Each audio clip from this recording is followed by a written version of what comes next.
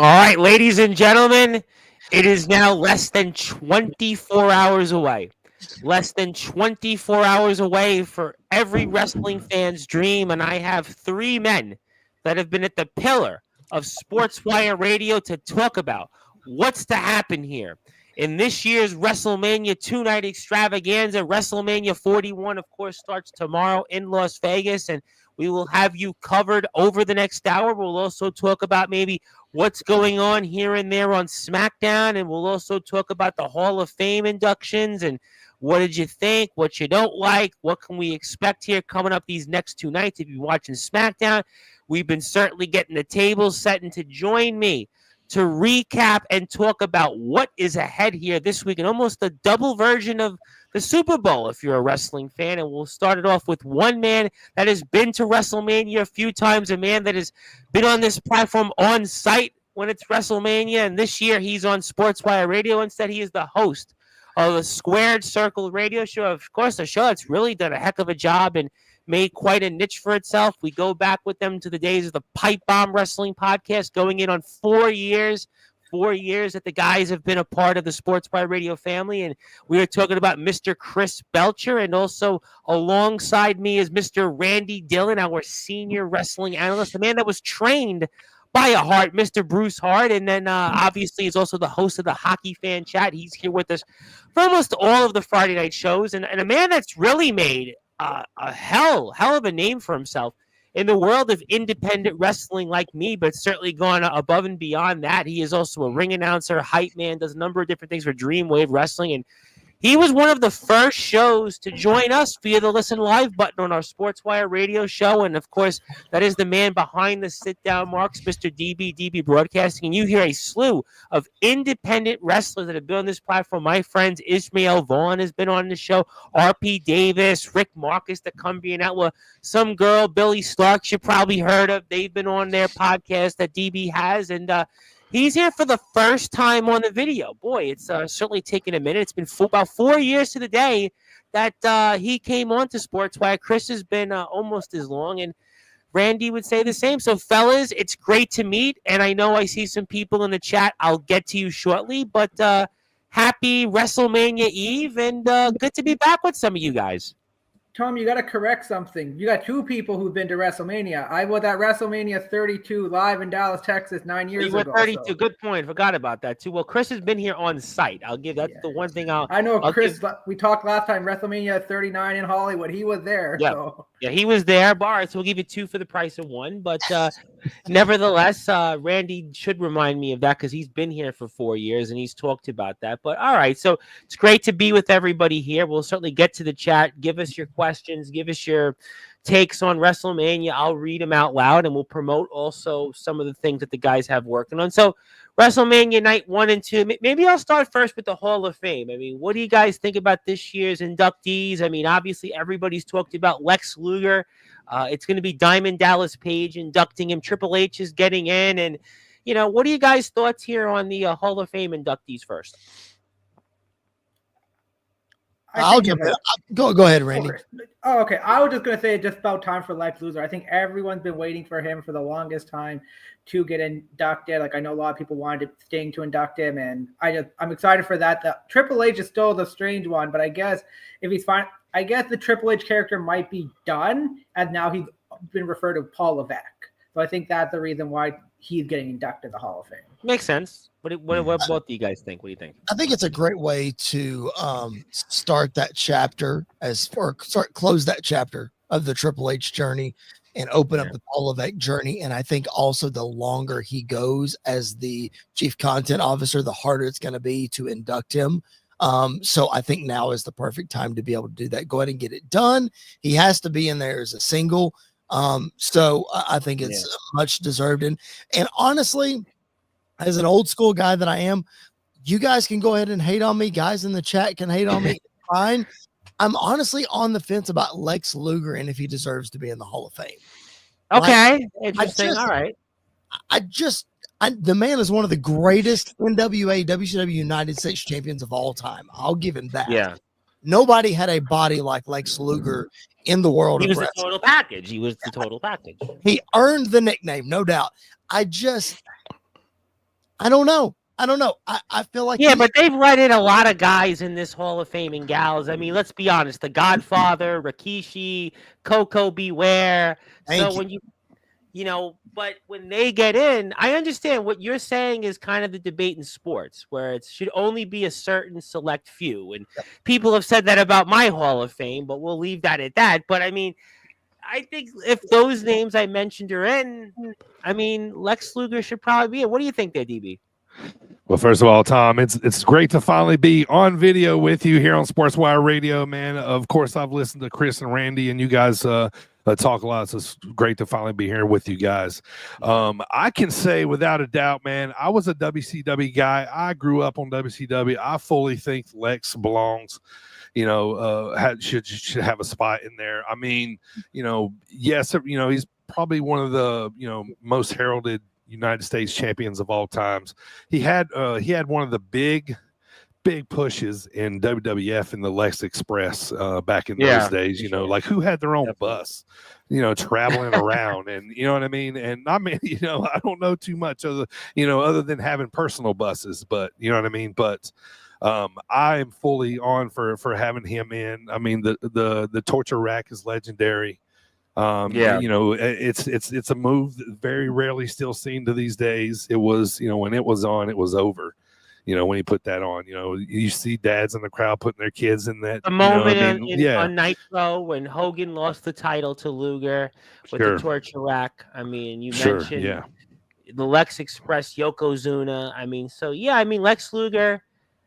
I understand where you're coming from, Chris, because you want the Hall of Fame to be limited, but I think Lex Luger should get in the Hall of Fame. I think at the end of the day, he did win the world title and have a cup of coffee with it. He was an instrumental part. Him jumping ship to WCW, going, and leaving WWF, and the first Nitro showing up. I think the significance of that. Big deal. Yeah. I think at the end of the day, I think he's a Hall of Famer. I mean, I know what you're saying. I think DB just sold me on it, though. I think encapsulate all of those things, and you're right. The Hall of Fame is about moments. It's not about wrestling and definitely, skill. Brother. Definitely. And Luger had plenty of moments. So to that, I mean, let's put him in. It's fine. Yeah, I think he had a good 7-8 year run. You'd want to say maybe 8. Where he was like a consistent guy that was near the top of the card. And I think that's, good enough. Should he have won the world title more? I don't know. That's debatable. But at the end of the day, I think his career speaks volumes. Triple H, obviously, 30 years going into the WWE. I think that's kind of a significance. So. And Lex always looked the part, man. You know what I mean? Yeah, he always looked the part, right? You hear about it all the time on Sportswire. Guys got to have the look, and he looked right out of Central Casting. Yep. Yeah, you got to think if Hogan, like they didn't run Hogan down so much, because it kind of like they made Lex like kind of similar to Hogan, they could have gave Lex a little more own thing. How big of a star he could have been, because it was like the same, like the promo, like he came with the big Save America, like Hogan was back in the 80s. You gotta wonder if they differentiate them a little bit more. We saw in WCW, Lex was able to get over more, and I think I think and to be honest, I do want to get to the current day in a minute, but just to put a bow on it, I think Lex Luger as the narcissist, he had a chance. I think he came in there, he was doing well for himself there, and they kind of really just turned out there and did a complete 360 and tried again, made in the USA Lex Luger, and again it had what it was at the moment in time. But I think Lex definitely had the look, he had the body, he definitely did have his moments, but I think it's long overdue, and he's in the Hall of Fame. Michelle McCool is going into the Hall of Fame. I think that's a solid one, and I know some people might gripe about that, but I think that's a solid one. And the first match. I want to mirror one thing too that Chris said real quick before we get away from it. I was a huge cerebral assassin guy. I think right now is the time to go into before it gets too buried. With everything he's got going on. I think 30 years in WWE now. I think that's also to me. Yeah, I mean, we talk about moments. This guy, drugged the boss's daughter and married her in the drive-through. You know what I mean? Oh, and So he did in real life. there's He your did in real moment, life. and I then mean, married in real life. Yeah. So, but no, I was a big guy. Like, how many? He's got a hell of a record for losses at WrestleMania. That goes to show you that he was in hella feuds and put the other guy over on the big stage. And I don't know, man. Guys like that just belong in the. No, Triple H, I think Hall whether of you Fame, I like think. him or not, whether you don't like him because he married the boss's daughter, and I would say he definitely did very well for himself. And with that, I'm not going to go into that. Tom, the one thing I just want to say about Triple H is like you said, he married the boss's daughter. A lot of people said, oh, he was able to push his way to the top. It's one thing to push your way to the top. He was able to stay at the top and still be a top performer. Like, as much as people said he rubbed people the wrong way in the 2003 with Goldberg, Steiner, him staying at the top in 2004-05, but he was able to consistently be that draw and get people attention. People like he was a heel persona and with ratings. Like, if he was just doing that and nothing was coming about it, I can understand. But he was able to deliver. The fact is, listen, I can draw, I can do this. One thing yeah, that for I sure. said, I think, yeah. One Yeah. thing that I said on our episode that dropped today, where we exclusively talked about the Hall of Fame on our YouTube channel, one thing that I said was I'm a huge Triple H guy. I've always been a huge Triple H fan. But during the Ruthless Aggression era, when he was World Heavyweight Champion, you better believe that I wanted somebody to kick his teeth in and have him lose every match and drop the title. But at the end of the day, But I think that's what he was mostly as a WWE champion. He wasn't the champion that you were like, exactly. oh, I want to get behind him. Whether it was Generation X when he won the title, whether it was Evolution, he was never that champion that you really like. For example, you bring up Lex Luger. People wanted to get behind Lex, but with Triple H, he was not that champion. Yes, he was cheered later on, but. But that's what made him so good, and I think that's what made him so deserving. Is everybody talks about, oh, he was running the reign of terror in the Ruthless Aggression era. No, it was good because people were supposed to hate him. Do you think that people wanted Ric Flair to still be the world's heavyweight champion when he was running roughshod in the 80s? Yeah. No, they didn't, but he was. Right. Yeah, that's the way it is, man. Faces got to chase. Yep. Yeah, that's a good point, and also the natural disasters go into the Hall of Fame. That was an interesting one, and Bret and Stone Cold Steve Austin, WrestleMania 13, first match to go into WrestleMania's Hall of Fame and WWE Hall of Fame history. That's interesting, WrestleMania 13, and we'll see more of that. The ceremony itself is going to be on 10 o'clock Pacific Standard Time.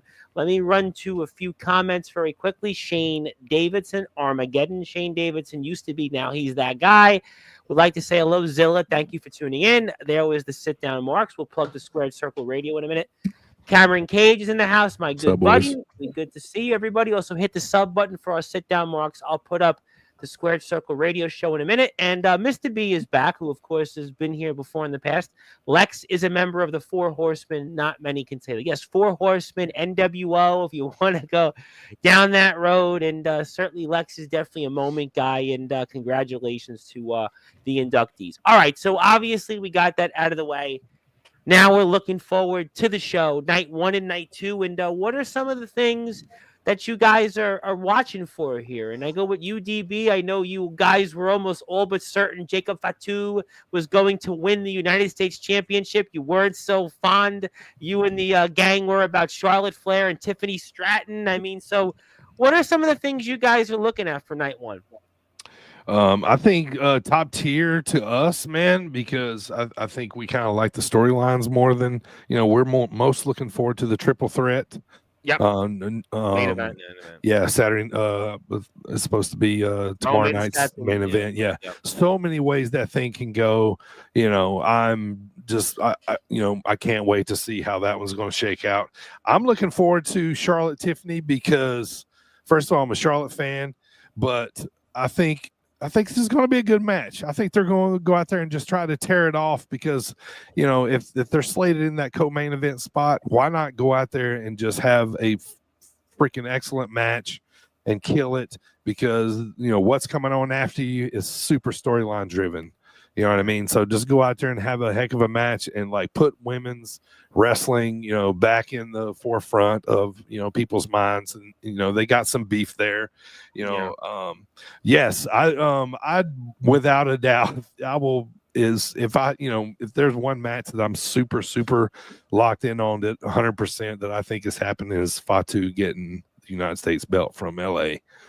It just makes sense. They need to give him a little steam. I felt like they took it off of Shinsuke back to LA just to get it to Fatu. Like, I just feel like that's just where, they're going because it's small. He's been here a while, and you're kind of looking for a moment, a WrestleMania moment to crown Jacob Fatu, try to move him up the ladder. Right. Some people say LA Knight needs to keep a title to keep himself around, but Jacob Fatu has certainly been very impressive since he's come here to WWE, and that could be that moment, that signature moment that he needs. I mean, Chris, I see you want to jump in. Yeah, I was going to say, can I play devil's advocate for a minute? You can say anything you want while I put your YouTube channel up. Go ahead. I feel like that two scenarios could happen for Jacob Fatu to not win the United States Championship, and it makes sense. Number one, easily you can have Solo Sikoa cost him. Damn it, Chris.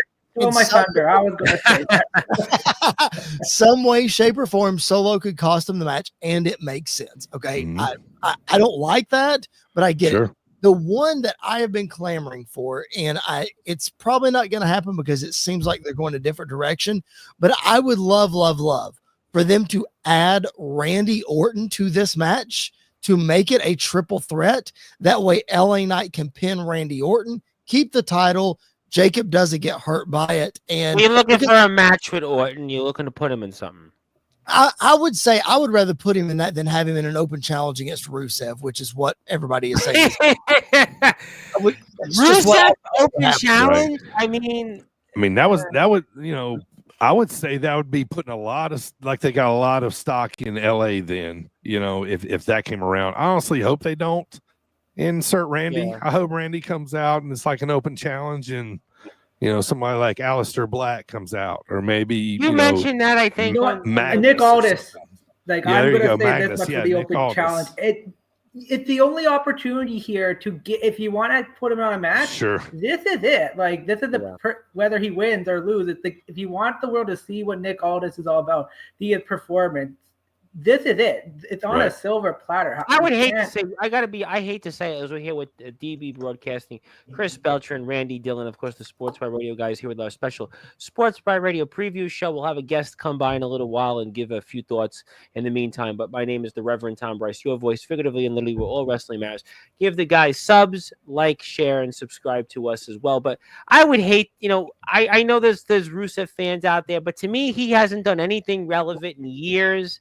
And I would hate to see him be the open challenge for Randy Orton, because I wouldn't hate it. I wouldn't hate it. I don't like it. I wouldn't hate it. I don't like it. You don't like it? Yeah. No, I don't know that I would hate it. He shouldn't be in this spot. He hasn't. What has he done in wrestling in how many years? Even in his AEW run, like, regardless of the booking, it was flat. Like, I think for Rusev, you need to rebuild him. Like, send him to NXT to start off at least. Because right there, NXT becoming ex-AEW line, but that's another conversation. But I think there you can build him up again. I think right now the main rosters are so crowded. It's like, where are you going to put him? So I think NXT would be the best bet. And him going against Orton, any momentum you're going to build, Orton's going to win most likely. Like, it's just kind of going to be, okay, he returns in what? It's, to me, bring him in a big spot. All right, you brought up main event night one. And certainly this is Punk's first WrestleMania main event. Obviously, it's made a lot from it. Seth came out here earlier tonight and talked about, again, just the whole things about Roman and Punk needing the adulation. And he's been here, which he's not totally wrong on, but we know the personal history between Rollins and Punk. It goes a long time. We know the history with Heyman. And certainly Rollins and Punk and Heyman. And, Rollins even talked about Heyman brought in the Shield. He practically brought them in and we're going to see it all come to a head here coming up at the end of night one. What do you guys think happens here in this main event? I want to ask both of you, do you guys believe Rollins and Heyman are going to walk out the main event? There's so much speculation that has been kind of triggered that they're going to walk to out together. I don't know if that's the right move because Rollins doesn't need Heyman, but it's out there.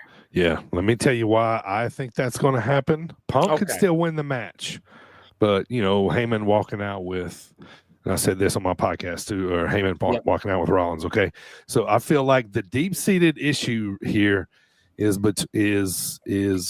Roman's issue with people being loyal to him. Okay, the Shield broke up and turned on him. Most of his bloodline guys left him. Okay. But he still hasn't forgave Seth from for the chair shot and breaking up the Shield. So that's like a deep-seated issue there, right? So I think what happens here is we get to where now his wise man leaves him for the guy that he has the most deep-seated issue with towards the end, and somehow Rollins and Heyman walk out together. Roman's, like I said, Punk could still win the match, that way, and that could still happen. Punk need to win this match? Who needs to win this match more of these three? I think Seth Rollins. Why Seth Rollins? When else is he going to get a big time win in a big time spot? He was the MVP of last year's WrestleMania for a reason. Yeah. The dude is the most he's the workhorse. Distant. He's the workhorse. He's there each and every week. Dude deserves a big win. Plus, whether you read into what Roman Reigns said today on the Pat McAfee show or not, there's no real stipulation to this match. There's not enough online for Roman and Punk to need the win. Listen, Punk could lose on Saturday and walk out, and whoever's world heavyweight champion on Monday night could just go face to face with him, and everybody's excited for Punk to get a world title shot. He's not hurt by it. Sure. Roman Reigns can go away for 3 months, come back, and have the same impact. Roman Reigns doesn't need to win. Right. I mean, he had a run again that people are going to talk about for generations, so he doesn't really need to do anything. Listen, I'm wearing a Seth Rollins shirt tonight, guys, but I picked to win this match is Roman Reigns. For all that you told us that Seth Rollins needs it, but you're going with Roman Reigns. This is why I said this match of any match on the card is absolutely a toss-up. They could go any way they want, and it makes so much sense. Lots of ways, yeah. The reason that I think Roman wins this match and how Paul Heyman works into it, to your original question, is I think Roman wins this match, realizes that he didn't need Heyman all along, and just leaves Heyman. Heyman tries to go with him, and just like Heyman will eventually double cross Roman. I mean, it's exactly that's what he does. He's double crossed everybody that he's I feel like if Seth wins, I hope Paul helps him win. I hope he double crosses, Roman, obviously, to win. I think that would be nasty heel stuff. This is my theory with it, and I was thinking about it because Cody said on a podcast, Rock has 2 matches. I think everyone wants to be Rock and Roman. With now Roman not trusting Heyman, is this the time for Roman to trust The Rock? Because we know the speculation out there, he might be there or not. Just his music playing and he just walking out at the top of the ramp with him at the end of night 1, possibly. God. All right, I'm gonna give credit to one of my co-hosts, Andy York here. Which is rare for you, because you and the Young Buck have certainly butted heads on this podcast. No, but he floated out an incredible theory. So, what was that? What if Paul Heyman is left alone at the end of night 1? Whoever wins the match, let's just say Roman wins the match just for the argument's sake, and he leaves Heyman. And somehow at the end of night number 2, John Cena beats Cody Rhodes with the help of The Rock and their advocate, Paul Heyman. That dangerous alliance. And then Roman looks at it, and Roman says, okay, I can't trust Rock, who put the Ula Fala on me. I've never been able to trust John Cena, but now, Heyman, you're turning the knife even more, and that gets us on the course to either Roman chasing the championship as a babyface or Roman and Rock for next year's WrestleMania. That's a good point. The only thing with Seth winning is, and Seth going Heyman,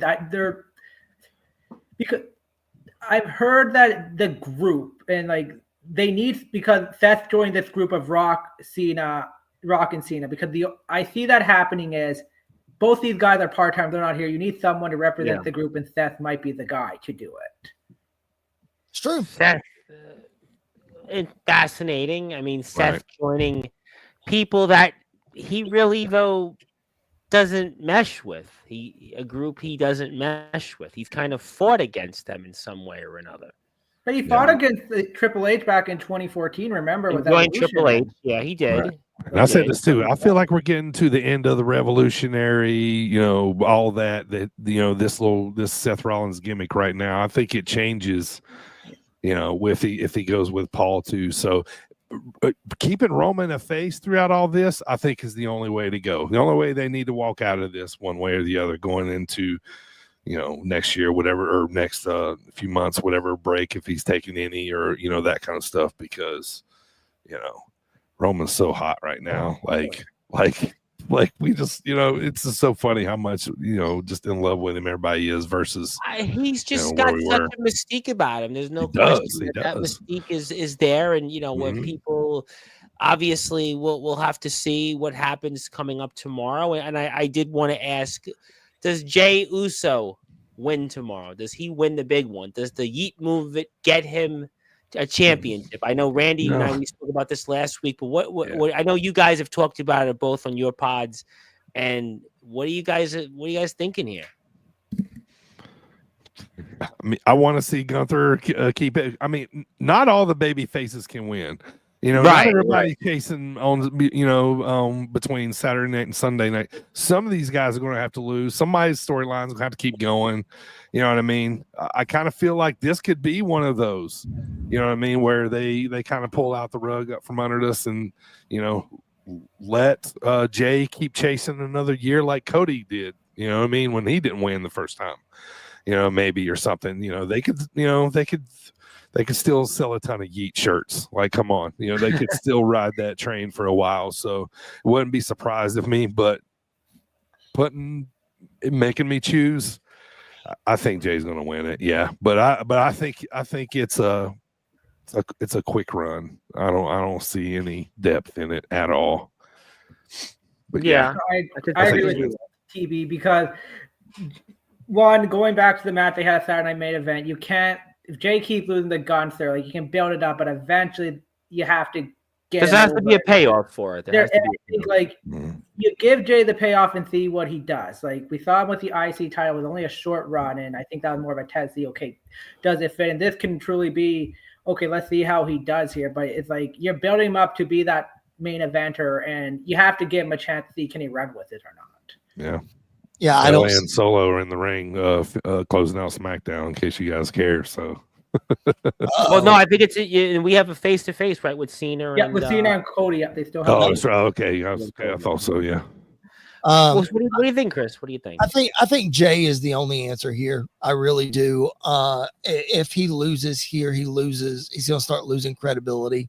So it's different than Cody. Cody, you could give him a year to build off it, but it's must win here almost. And it was Cody's first shot at the championship since being back in the company. This is Jay's fourth, fifth, something like that. That's a good point. Yeah, that's a good point. They're kicking off night one with this. So why would you disappoint the fans to begin with? Like, I don't. Hot moment, maybe Jimmy comes out, right? We're expecting Jimmy to be involved, and it makes people feel good. Las Vegas, opening. All right. I agree with DB's point. Like, all of the baby faces can't win. Like, this is not going to be as feel good of a WrestleMania as last year's. I feel like, there are going to be some guys that are going to lose. We're going to have some fan favorites that lose. Maybe a Rhea Ripley loses. Maybe an AJ Styles loses. Maybe what I think AJ Styles, on night 2, I think is destined to lose. He doesn't win any matches. There's a lot of guys. Penta and Braun Breaker not going to win. Okay, no. So there's you didn't like Braun's mat today, the 129.5% Breaker match. I'm behind it. I just don't think it's going to happen. Regardless, though, yes, I think Jay has to win this one. Okay, I mean, I think that there's a lot of people, here on the platform that have been really pushing for Jay, and certainly him winning the Rumble. You would have to think in opening the show. I think that one, I kind of agree with you, Chris. Opening the show, you don't want the fans to, again, one of the two most important places on the card, the opening and the closing. And you don't want to disappoint. We have musicians come on now on Sportswire, and they always talk about the opening act is so important. So that's going to be a match we're watching. Jade and Naomi, interesting. This saw some of that develop tonight, before I move on to night 2. What do you guys think there? What goes on? I think Naomi's going to win this. I think there's going to be the upset. Naomi's going to pull. Is that an upset, though? You think that's an upset? Well, Jade has shown her just her pure dominance. This is going to be her getting outsmarted by a vet and just pulling out the win, because you want to build up. Jade now is ready for a singles run, but it can't be like her AEW run where she just got to the top and you keep it at the top. There's so much more competition here that you got to keep it going. So, yeah, you're going to see the ups and downs from Jade Cargill. So that's why I think Naomi's going to pull out the win here.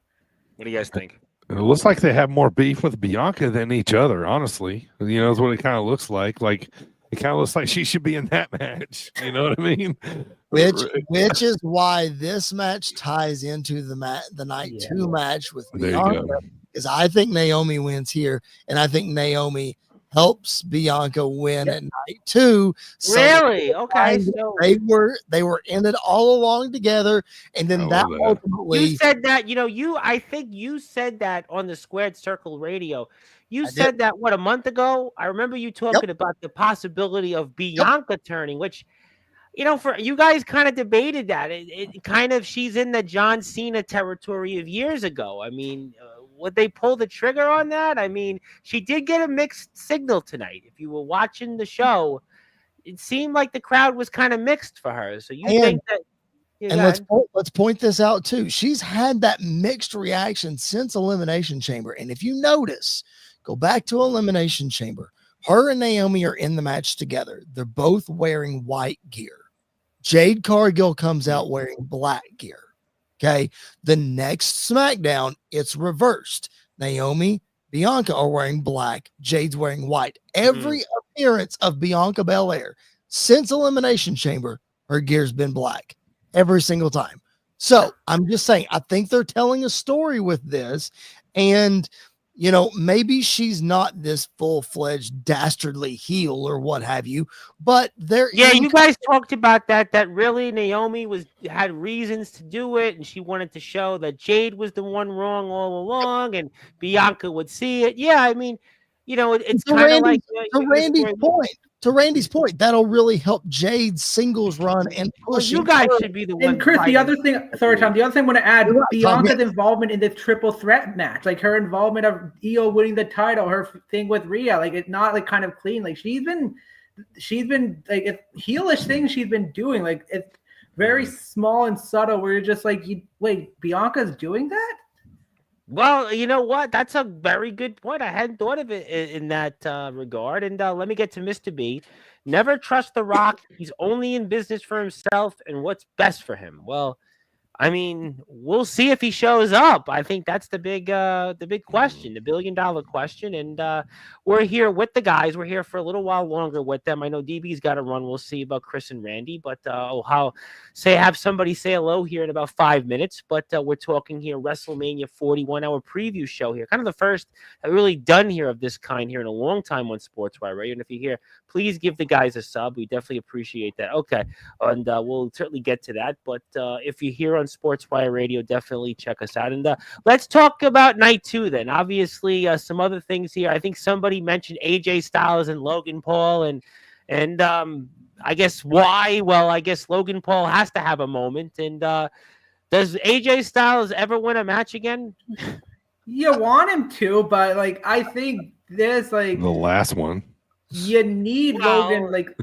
Logan, I don't want to ask you he's that. so hated. He's the perfect heel. If you want to keep this going, you gotta give him the odd win here and there. Like as much as AJ Styles phenomenal. Like we all know that he deserves to have his one big WrestleMania win was against Shane McMahon at WrestleMania 37 or A less. while ago, though. That's a He while beat ago. Shinsuke at 34. That wasn't like at the moment after the low blow. Like it just became Big, that. big He win. won. He won, but it wasn't like something like wow. Like it was just so bad how it came about. The ending and the match itself was clunky because of one guy. But I think like you want AJ to have that moment, and I think Logan Paul has shown he can bring that attention to the company. He can back it up.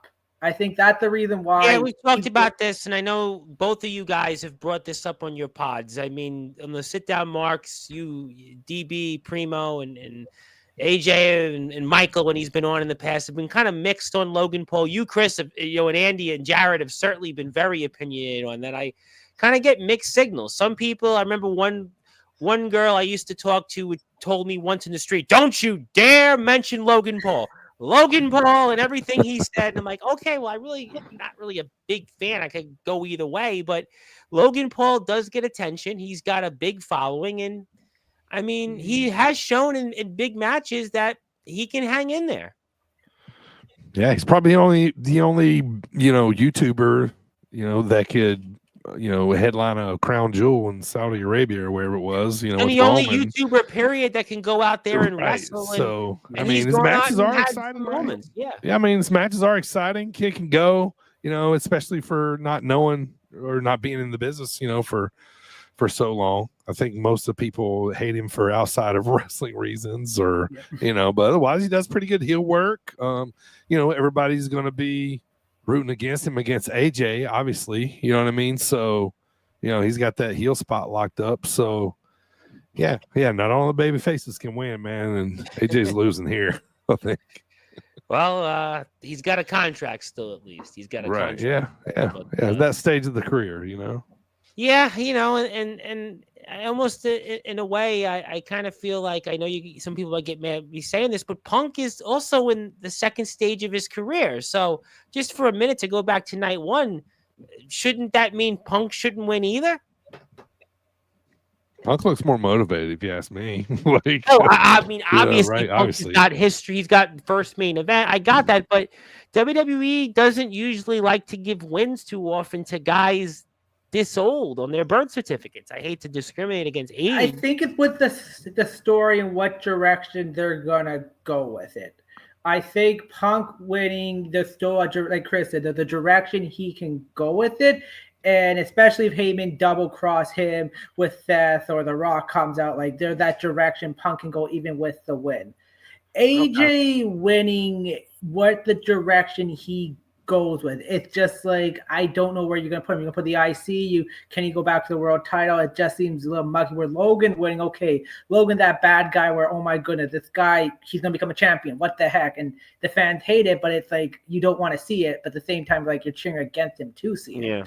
That's a good point. No, that's a good point. What's it, Chris? Go ahead. Yeah, I was going to say, I think in terms of CM Punk, yes, WWE doesn't like to give older guys the win, but I think we're trying to make up for lost time for CM Punk because he's been gone for 10 years, and this being his first WrestleMania match, I can easily see them giving him the win here. Again, it's toss up. Having said that, though, I think Punk is a little different than AJ, where AJ's been around.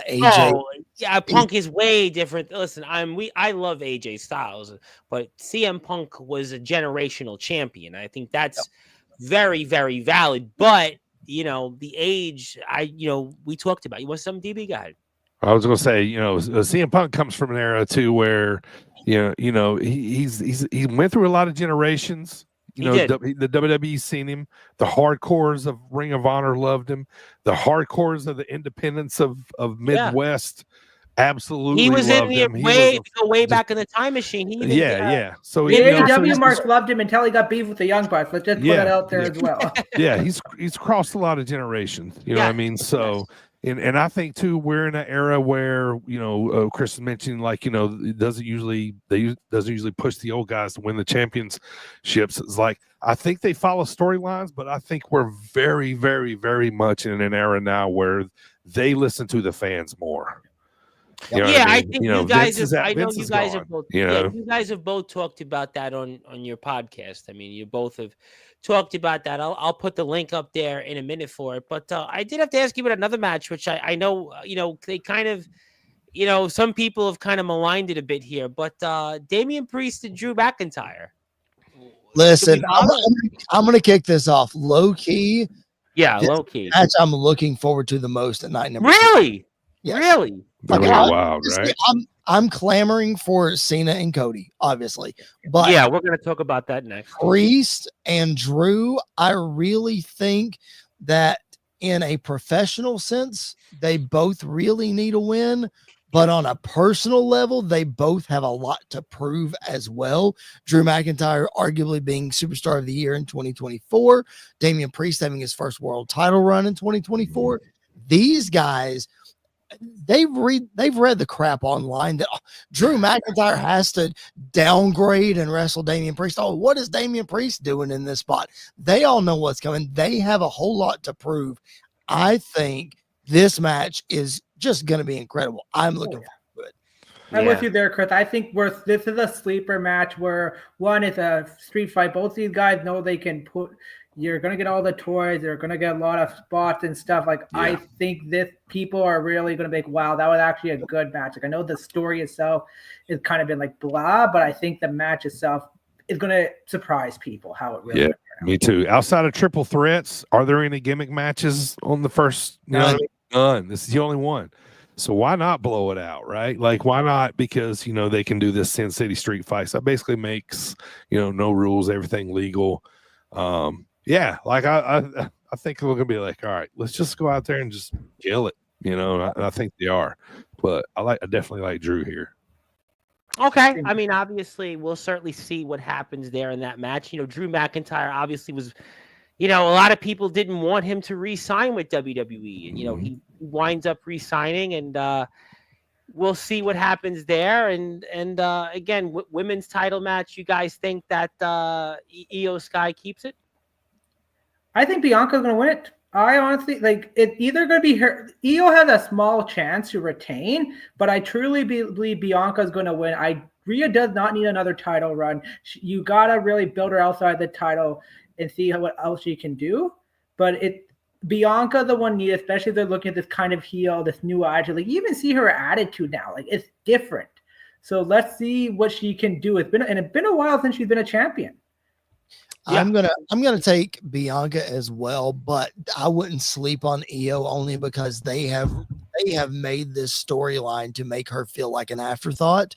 So it would not shock me for her to somehow steal the win. But I completely agree with Randy. We got to figure out who Rhea Ripley is outside of the championship. We're approaching Becky Lynch territory with Rhea Ripley, and what was her character without the title? We needed to figure that out. I think it's the same thing with Rhea. We got to get her in some meaningful storylines and build up some other stories without the championship. I like Bianca here, but I'm not sleeping on Io. No, that's interesting points here. And also was wondering, we get a new Intercontinental Champion? Dominic. Dirty Dom's winning it, folks. Yeah. But I could see it. Like, it could be between him or Finn. Dom. But I see Penta's not winning it yet because you need to build him up more. Braun, I think they want to push more to the main event at the IC title, just seeing how he can do. Finn makes the logical sense, but the Judgment Day blow up's going to happen, and what's more of a better way than Dirty Dom sneaking out the IC title for something? Right. I think Finn takes the pin. If they keep the women's tag team championships, they gain the Intercontinental title. That's the blow up moment then?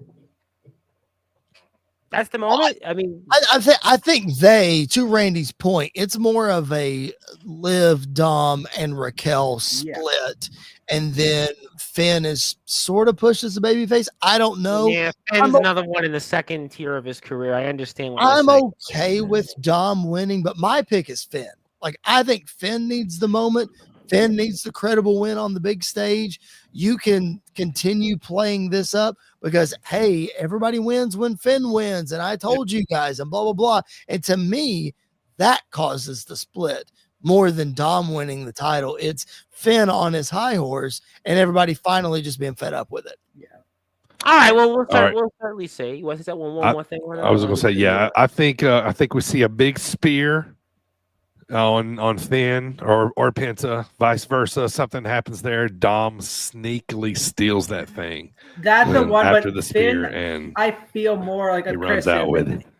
if you want the Judgment Day really blow up, remember Finn kind of like kicked Edge out all that years ago, and how he betrayed Damian Priest. Finn's kind of been the driving force in this. So let him be the one to really his ego take over. Because think about it, he never had single gold in this whole run. Everyone else in the Judgment Day, other than really Carlito's just funny to be there, and then JD was Carlito's just happy to have a contract. Exactly. But you look at the original Judgment Day, Priest had World Championship gold, Dom had the NXT North American title, Rhea had the women's, Finn didn't have a singles title. But he had the tag titles, right? Yep. The tag titles. And Dad wants to say from Mr. B, Dom deserves it. He's been a workhorse for the company, so that's a fair point. And I think nobody gets heel heat like Dominic Mysterio. Yeah. And he can barely talk on the mic. Yeah, he can barely talk on the mic. In that territory, he's definitely without getting heat. And I figured I'd bring him in here since we're going to talk about the main event and give him a thought or two and for the remaining minutes of the show because he wants to talk. And, of course, he is a man that has 130,000 some odd followers on social media. And he is, of course, just here to talk about not promo wrestling, not stuff in the underground circuit, but WWE, his favorite topic, and show the world that he doesn't just talk about Stone Cold Steve Austin.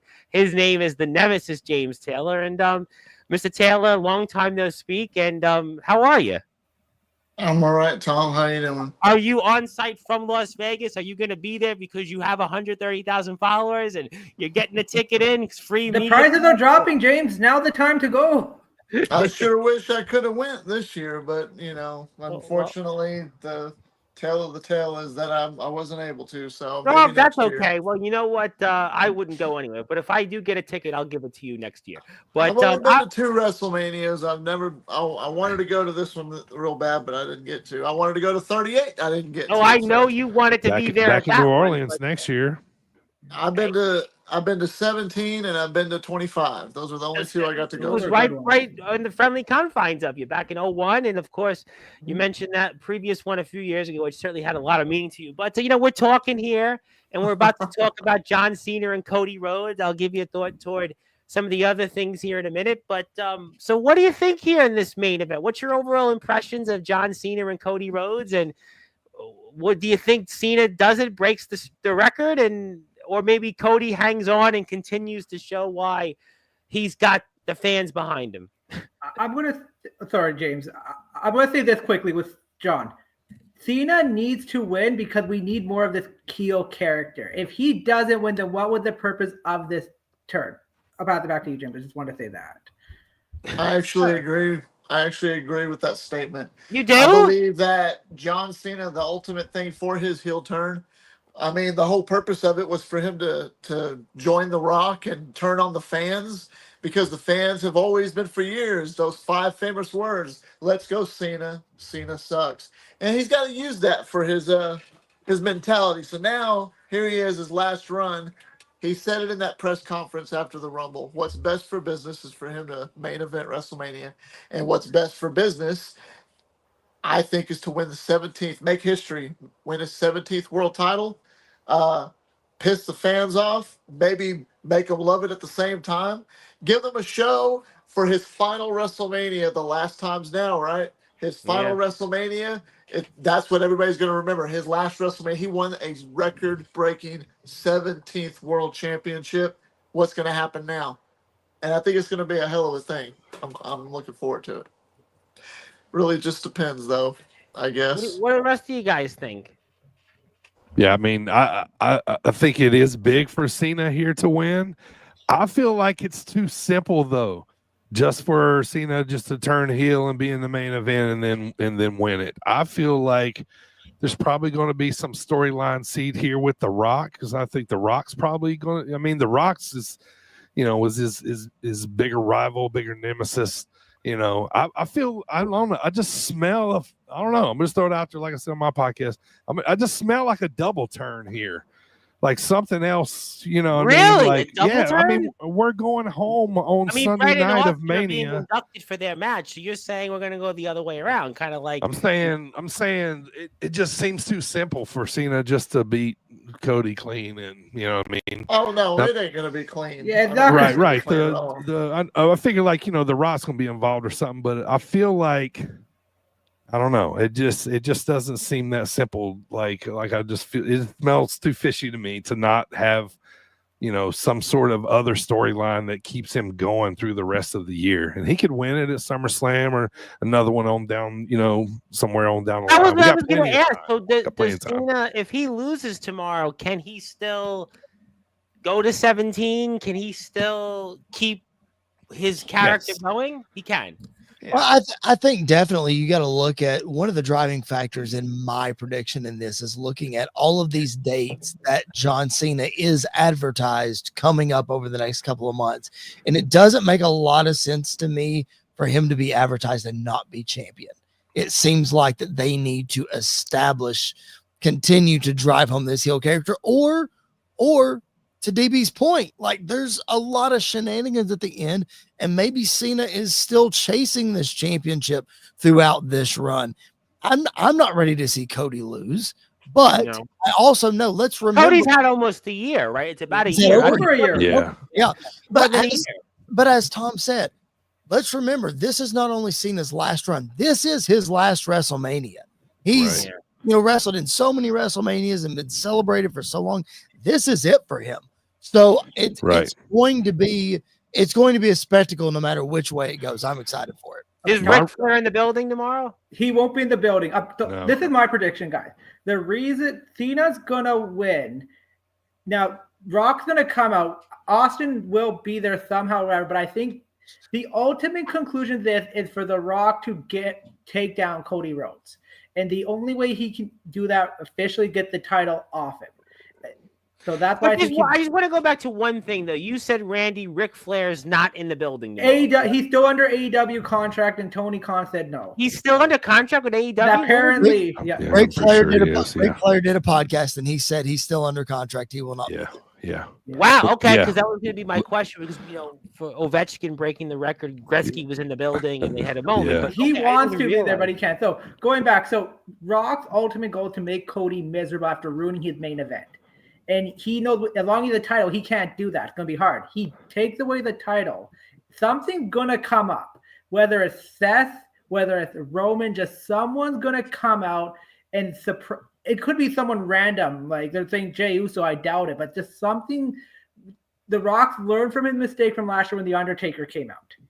He's going to have a plan if he's there to screw Cody. Let me give some comments here. Let me get to that. And then that's going to give Cody the push to not only get the title back, but then there was a fan that James Taylor knows very well that you want to say. Is Stone Cold showing up?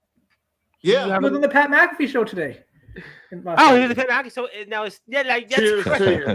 That's great that you have that fear. But here's what's going to happen. All right. Yes, sir. Cena is going to be struggling to get the victory over Cody Rhodes because it's going to be a fight. The Rock's going to come out. Roman's going to come out. He's going to be pissed off at, like, why are you siding with John Cena? Why are you doing this with Cody? This is supposed to be about me. This is all about me. Because of you last year, I lost the title. He's going to get in Rock's face. Rock's probably going to give him a rock bottom. That's going to set up for Mania next year, possibly. It's going to turn into a fiasco after Cena wins. Then the glass is going to break. And then the ball bastard's going to get down in the ring. He's going to stare Rock right in his little beady eyes. Wham! Drop him right on the I'll tell you what. James Taylor is going to certainly be saying, oh, hell yeah. Hello to the very lovely Athena. Oh, hell yeah. She's in the house. And keep posting those pictures on Instagram. I will be doing reactions. I didn't mean to interrupt you, but I will be doing reactions for TikTok because I just got a collab with TikTok where I'm going to be doing WrestleMania stuff all weekend long. So I might do some lives. If I don't do lives, I'm going to be doing videos and everything because I'm excited for it. I just got the email about it yesterday. I got all the rules. I got everything set up. So it's going to be a hell of a time. It's going to be fun. James, you need a guy for that. I'm available if you need someone to help you out with that. So yes, go with because we have Courtney Wood at 5 tomorrow, and then hopefully I'm going to hibernate. Hey, Tom, can I jump in real quick? DB, was it you that mentioned the double turn? Yes. Can you please lay that out for me and how that was? Because in my head, sure, it would be a thing where Cody is his answer for The Rock is just delayed, and he Right. does sell his soul to The Rock. Lay Yeah. that out for me. What do you think? Yeah, I'm saying, so, in some scenario where Rock comes down and it's basically on Cody to make a choice again, you know what I mean? And he ends up siding with The Rock, and then everybody's kind of jumping back on Cena, and then Cena kind of looks hurt, kind of looks like I thought we had a deal, kind of deal, and he ends up getting screwed. Some sort of way like that. I mean, they need Rock to get there. I think what I mean, because he's kind of the, he's the Paul Heyman of the two. If they have any, you know what I mean. So I love that. I just hope Rock doesn't show up tonight during their face to face. Like, just yeah. But we'll be off Me the too. air before then, so you guys will obviously talk about that. I know Right. Chris is going to be active. I'm going to give plugs to you guys, links before we go. Mhm. And Big Man Cam, who's celebrating a birthday tomorrow, which I'll celebrate tomorrow on air. In the meantime, says Cena wins in a dirty way. If Cody retains, they waste Cena's last Mania and turn Cody into an unlikable face in the process. I feel like James is going to cry happy tears about what? I don't know. I don't know what it is, but I mean, you guys know each other well, and I still don't know what exactly the happy tears are. But Let me tell you this on business wise, just look at this for business for the rest of the year, right? Go for it. This Mania is probably going to be the most watched ever. I'm just going to go out there and say that just because of Cena's impact, Cena being in the Mania, Cena, right? So many extra eyes outside of casuals are going to be watching this. Why not have the double turn and have everybody back on the babyface Cena side? And then so many people are tuning in to watch Cena chase the rest of the year till we finally get there. You know what I mean? So, But then he won business-wise, the that sounds championship. smart. But with them, are we talking about him being a champion for a cup of coffee? You don't want to give him a championship run for a few months, or does that matter to anybody here? Well, I He's just think very everybody knows if advertised- he wins, it's less than a year. So Yeah, obviously at the end of the year, but right. like if he wins tomorrow on Sunday, right? He wins Sunday. Do you want him to be champion, say the SummerSlam or something like that? Or is there a timeline, or is there amount of days that he needs to be a champion? I don't think there's a need for an amount of days, but I think there's a certain collection of matches that you would like to see him defend the championship against. Randy Orton at Backlash in his hometown, St. Louis. We mentioned AJ Styles earlier. Let's run back Cena and AJ. They had an incredible feud. If we remember, Cena he won his 16th championship from AJ Styles at the Royal Rumble. So there's a bit of history there. I think a lot of people have floated around the idea, and I don't know how I feel about it, is that Cody is Cena's only real feud for this whole year. Like, Cena wins the championship, and then Cody chases him until he takes it from him towards the end of the year. I don't know that I like that. Yeah, but I'm kind of with you. I think Cena should have the people he needs to tie loose ends with one more time. I agree with you, Chris, there. Like, if it happens in some weird way, it can with Cody, but it's like you have like an Orton at Backlash. I think that's set. You have AJ Styles. CM Punk has claimed, especially after the Raw, after Elimination Chamber, he wants to get his hands on him. So that can go down the road. I think Cody's ultimate goal is The Rock. And they've built this up. Like, it's going to happen some way or one another. So it's got to eventually, right? Because The Rock ain't getting younger. The Rock's going to screw Chris Cody. mentioned on your podcast. That's going to be his ultimate goal, to make sure Cody doesn't get that title back. All Let me right, throw a scenario out here real quick. I know we're running short on time, Tom. What if, let's say, Cena wins the championship from Cody, and then let's say Rock comes up, maybe not at WrestleMania, maybe it's the Raw after or SmackDown, what have you, comes up and says, Cena, I own your soul. I want the championship. Somehow drops him and takes the title from him to set up Rock versus Cody down the road with Rock as the champion. I could see it. To turn Cena babyface. Yep. I could see it. You're thinking Cena has to turn babyface when this is all said and done, right? I don't think it has to be right away, but we have to build to that. Because you got to eventually, he can't end as just this this heel guy, which I was thinking about the show we were doing, and I'll let James speak in a minute, and I'll get to some comments as well before we sign off. And there was a guy he was walking in the street here in Brooklyn and in beautiful Bay Ridge, and he had the John Cena final shirt on. And I was saying to himself, did he see what happened with Cena at the chamber? I was like going to tell him, I was going to give have my business card out. I'm an elected official. I wanted to give him my son. I'm like, nah, maybe he doesn't know. Maybe he didn't watch Elimination Chamber. But but that goes to that point that Cena eventually, right, has to say something about why he did it and apologize, or at least say something to get him back one more run. I mean, what do you think, James? I mean, you're obviously pondering this because you're going, as a veteran yourself, been this game, for a long time. What do you think there, sir? This right here is getting the fans in a sort of way, and Austin said it on the Pat McAfee show today. If anything, this is a way to get Cena, to get the people behind Cena even more. A lot of the people actually love the fact that Cena's turned heel. I was like, okay, let's let him bitch a little bit about it, but we're going to see a mean streak that we haven't seen in a long time out of John Cena.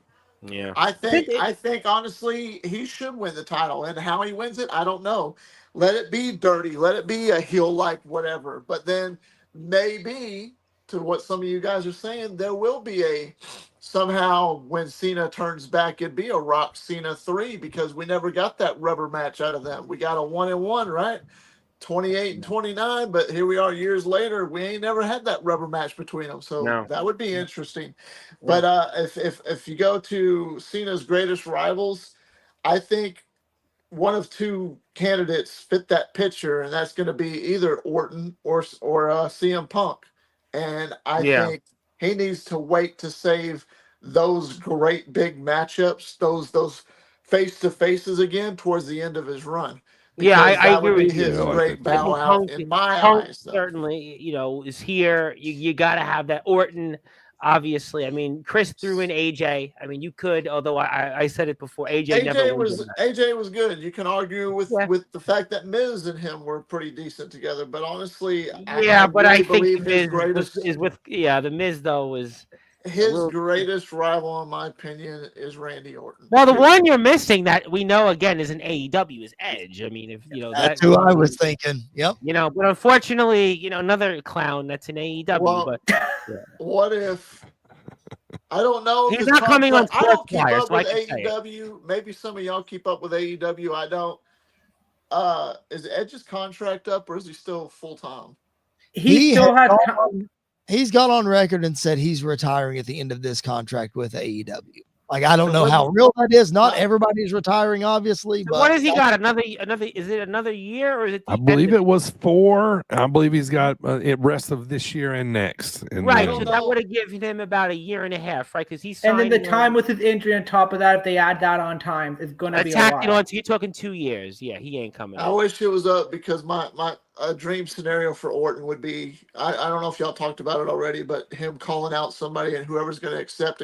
It would be awesome to hear Edge come out and Edge and Orton tired up. I think Edge would be great one more time. This time in front of an audience, not at 36. Yeah, I think Edge. Unfortunately, we're stuck with that. Let me get to some comments before we move on to some final words. He should have a run starting Sunday, I feel. If he wins it any later, what is really the point? I don't want to see his last year of him just putting people over. That's what he did in the last few years.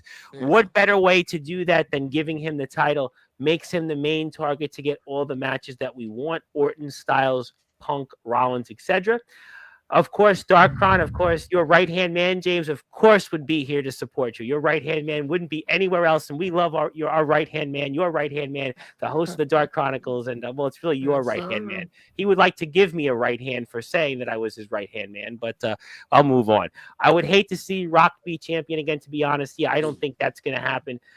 Yes, thank you, and we hope to do more of these again. Obviously, really enjoyed this. And speaking of people who are here, and Justin Parsley, who is the whole model. Yeah, well, you might want to go like this. Yeah, he would like to say that he has to mute the stream every time James Taylor speaks. Yeah, that's what he would like. He really wants to tell you that's why I got this, Justin, and you don't. Well, maybe he doesn't drink. Maybe he doesn't drink. Maybe he's waiting for 420. He's lying to you because he's full of crap. Maybe he's waiting for 420 to show his way of celebrating. There's nothing wrong His with last that. name is a spice out of your cabinet. Yeah, this So guy's how a serious can you DJ. take He's it? a Jeopardy. I'm not gonna bore you with all the information and championships he has. He's a real monster, and he's under contract. Well, you'll get used to it. And also, no offense, he wanted to say. Big Man Cam wants to say the birthday boy for tomorrow. We're going to celebrate him tomorrow. Tune in when Courtney Wood is here. And Courtney, of course, is our friends from the West Virginia Wrestling Federation, legit alternative wrestling. I would love to see Orton be the guy to dethrone Cena. That's I think I brought that up in prior shows and set up Cody versus Orton after that. That would be cool. Yeah, that's That's a good Orton take it from him at the end of the year when he's done. That'd be beautiful. Does I'd Orton love to get see another that. shot at being a champion? Yeah, of course he so. does. Yeah. Absolutely. If anybody deserves to be a one, though. He's old. He's in his 40s. He's getting. They're going to listen to the audience on that one. Yeah. All right. Well, we'll have to see. But is there anything else you guys want to touch upon before we get to closing thoughts here? Anything else you guys want to touch upon? I think a lot of people are underestimating that El Grande Americano versus Rey Mysterio, aka Chad Gable. Listen, I think this is another sleeper match, and I think El Americano Gable is going to kind of pick up the win here. And I could set up maybe for a possible Aleister Black coming on attacking him or something like that later on to build up that feud. But I think that match is going to sleep. And then we got Stand and Deliver tomorrow, which I think I'm very excited for the triple threat between Oba Femi, Trick Williams, and Javon Evans. I think that match to start off the day is really going to set the tone. You know what? That's a good point. That's definitely good to bring up, and we'll see. Let me get to two more comments before closing thoughts.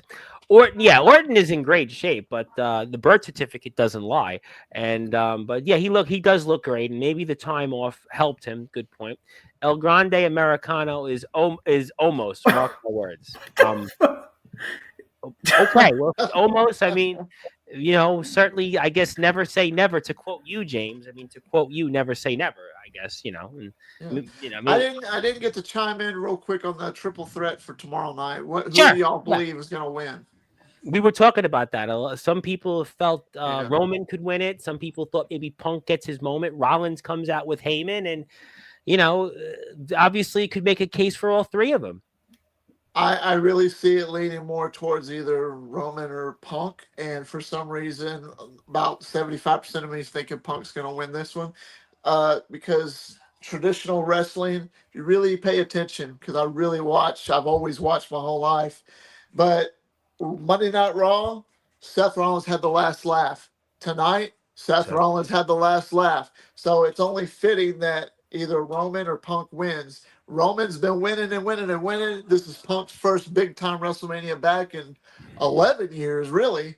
And when he steps back in the ring, WrestleMania main event, I really see him going over. But then that's when we're going to see something crazy happen with Paul Heyman and probably Rollins. Who knows?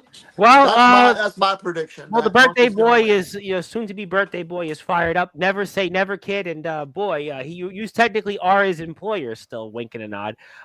Team Punk, exclamation points. It's good to see, though, that your employees support you. I see 2 of your employees support you.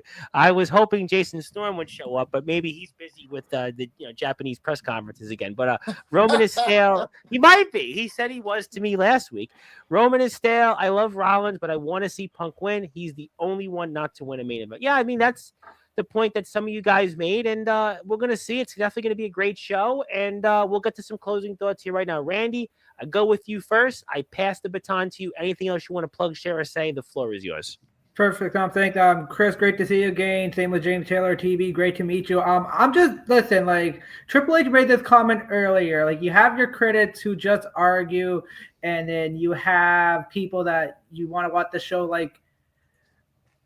Enjoy it for the fans. If you're just going to complain and argue about it, it's not going to be enjoyable. You're going to find the fault. But if you're just there to watch and fun, it's WrestleMania, for goodness sake. Just enjoy the show, enjoy the ride, and let's see what happens. I know the build's been weird this year, but it's still going to be exciting. I think the show is really going to be surprising to a lot of people what's going to happen. Yeah. I think it's going to be great. It's like if you're a fan of the Super Bowl, you're a fan of the Stanley Cup Finals, the World Series, it's still the championship. You want to go out there and watch it. And this is that moment for wrestling fans. And everybody would like to be there. So I agree with you, Randy. That's why I try not to read much of the internet spoilers, and I just listen to your takes in Chris and DB's podcast. And whenever James says something about Stone Cold and other things, I just listen to that. But give Randy a follow on Instagram and Twitter and or X, whatever you want to call it. And we'll talk more about this next week. Chris, Mr. Belcher, I want to pass the baton to you, give you some closing thoughts. I'm going to put your YouTube channel up here and anything else. And maybe we'll do this again more often. I think it was a really resounding success. I think it was a lot of fun. And I'll pass the baton to you in the meantime. And the floor is yours, sir. Always love collabs with you guys. Always love, as we like to say on Squared Circle Radio, bringing the big Tom energy. All of our guys just really, really appreciate everything that Sportswire Radio does. Yeah, Jared messaged me on Instagram. Yeah, Jared always messaged me on Instagram. And your dad, I mean, God bless your dad. I mean, your dad is an ex every day saying something great, about me.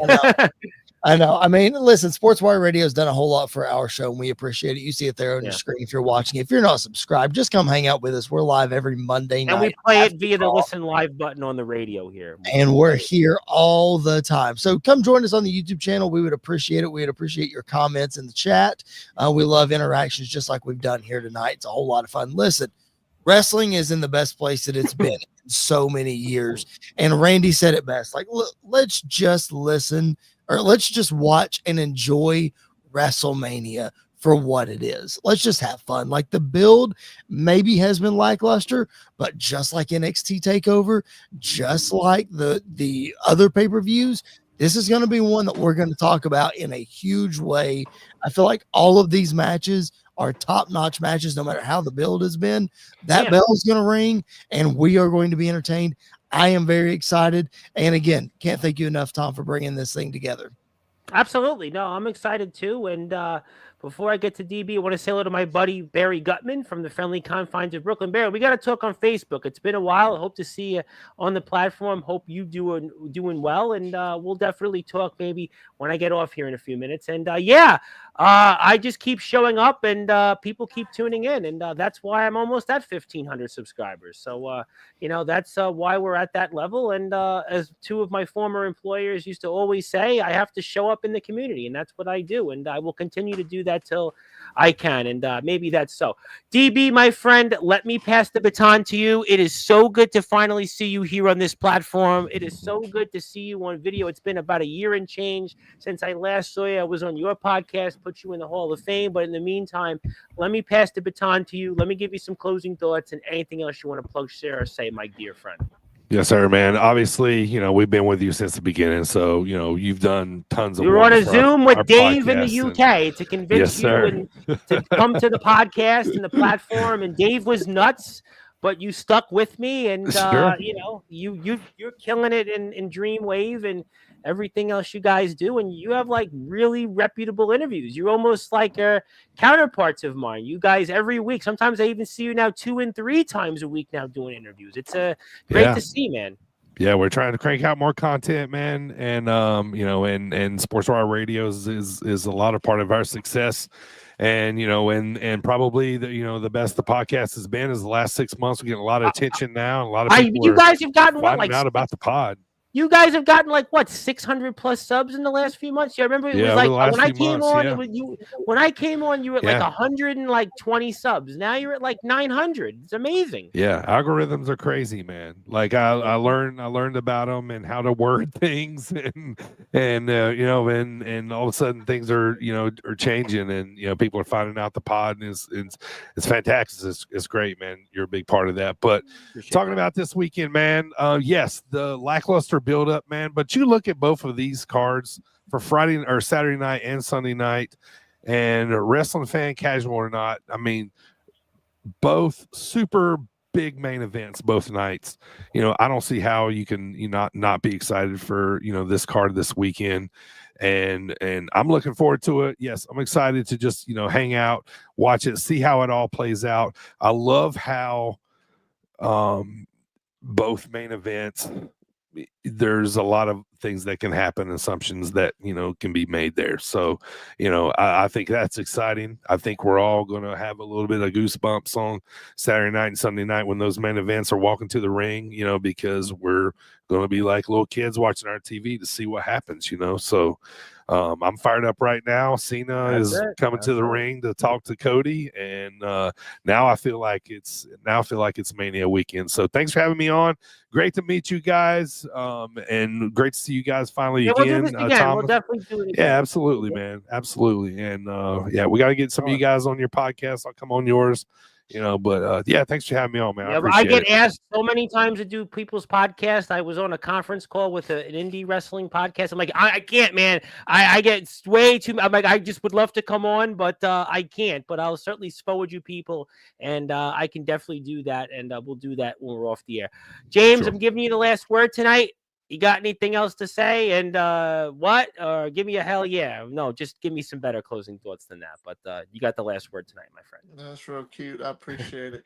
You're welcome. You're welcome. A hell of a WrestleMania has been it's an interesting build to WrestleMania. That just like what these guys are saying, I totally agree. But WWE is really hot right now, and I've actually been more excited. I haven't been this excited to watch WWE the past year. In a long time. Ever since WrestleMania 40 last year, watching Cody win and going to where we're at today, I'm loving it. I've been watching it like a hawk, just like I used to back in the Attitude Era, the PG era, all that stuff. But right now, must see TV. Yes, definitely must see TV. I'm a huge, other than Stone Cold, okay, I am a huge Triple H fan, and I am so stoked that he's going into the Hall of Fame. Well deserved, long overdue, in my opinion. He is the game, 30-year career, just amazing. Arguably said one of the greatest world champions of all time. In my eyes, Evolution for life for me, one of my, if not my top faction of all time. I mean, look what came out of there. You got Orton that came out of there, obviously Ric Flair, and then you had Batista. Mark Jindrak? Yeah, maybe him. You can think about it. Fall asleep for 20 minutes, you forget about him. But beside that, look at the legacy of like Randy Orton. I mean, Orton deserves to get his 15th world title before he's done, if not his 16th. And I believe if anybody else is next in line through that legacy, it'd be Orton for sure. Huge Orton fan. And yes, I am the biggest Stone Cold Mark there is. So you can bet your ass this year that if he doesn't come out, I don't know why he wouldn't, but if he doesn't, I'd be very, very disappointed. I'd be pretty upset. But last year, I was sitting there waiting, and no offense, I love The Undertaker through and through. But when I heard the bell gong, I was just kind of disappointed. I'm like, where's the glass break? Come on now. But it was still cool. But I think this year it just kind of more amped up. So when I hear that glass break, you can bet your ass I'm gonna be jumping up out of my seat. So, I'm excited for it as all y'all are, and I'm curious to see what Cena and Cody's about to say here in just a few minutes. Yep, and we're gonna let everybody go watch that now. And thank you so much, everybody, for tuning in. This was the Sportswire Radio WrestleMania preview show. We were joined by Randy Dillon, of course, our senior wrestling analyst, and from our Sportswire radio station itself on the internet, Chris Belcher of the Squared Circle Radio. DB of the Sit Down Marks, and of course James Taylor, who's always here. And James is going to be live on his TikTok, Taft_Taylor. Check that out because he's going to be doing a lot of live TikToks about WrestleMania. Check that out. I'm going to be back here tomorrow, 5 o'clock, with Miss Courtney Wood. Of course, Courtney Wood from the West Virginia Wrestling Federation and Legit Alternative Wrestling. We'll talk about that plus a number of things, and stay tuned for whatever else. But thank you, everybody, for tuning in. Hit that sub button for us, like, share, and subscribe to these great YouTube channels and James Taylor. And good morning, good afternoon, good evening, wherever you are, on the number one global radio station, that is Sportswire Radio, where all wrestling matters. Thank you so much, everybody, and have a great night. Enjoy WrestleMania, and I'll see you tomorrow.